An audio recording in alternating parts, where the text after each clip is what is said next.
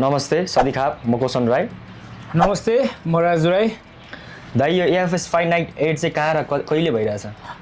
AFS fight night 8 चाहिँ हाम्रो ब्राजिलिङ अन्डरको परिसरभित्र नै मे 16, 2026 मा हुँदैछ। को खेल्दै हुनुहुन्छ त मेन इभेन्टमा? एएफएस 8 को मेन इभेन्टमा भन्नुपर्दा चाहिँ हामीले चाहिँ 7 मा चाहिँ यसको 4 म्यान टुर्नामेन्ट गरेको थियौँ।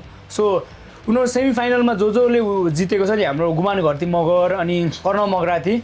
सो तिनीहरू दुवैजनाको चाहिँ अब यो चाहिँ फाइनल फाइट हुन लाग्यो कि। यो दुवैजना फाइटर्सको ब्याकग्राउन्डको बारेमा केही मलाई भनिदिनुहोस् न।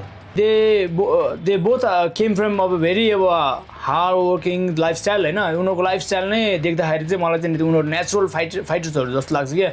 सो म यिनीहरू दुईजना फाइटरहरू देख्दा चाहिँ मलाई अति नै अब त्यो एएफएस 7 सम्म हामीले चाहिँ यतिको फाइटरहरू देखेको थिएन क्या। So AFS fight night 8 is going to be a very uh big fight for muay thai होइन। नेपालको हिस्ट्रीमै बवालै हुँदैछ। त्यही भएर this guys are already prove themselves क्या। उनीहरू चाहिँ नकआउट हानेर आउँछ, अब नकआउटै हान्ने हो भनेर।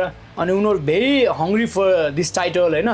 त्यही भएर मलाई चाहिँ यिनीहरू अब म सँगसँगै सबैजना नै एक्साइटेड होला जस्तो लाग्छ। यो प्राइज अनि बेल्ट मेडल अनि नकआउट हाने भने के कस्तो छ त्यो पनि?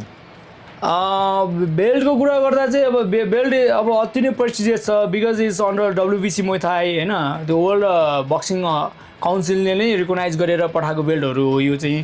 त्यही भएर मेडल पनि अब अन्डर WBC नै हुनेछ विच इज भेरी अब प्रेस्टिजियस होइन। अनि त्यसपछि लिएर क्यास प्राइजको कुरा गर्दा चाहिँ we are giving 50,000 for main event winner.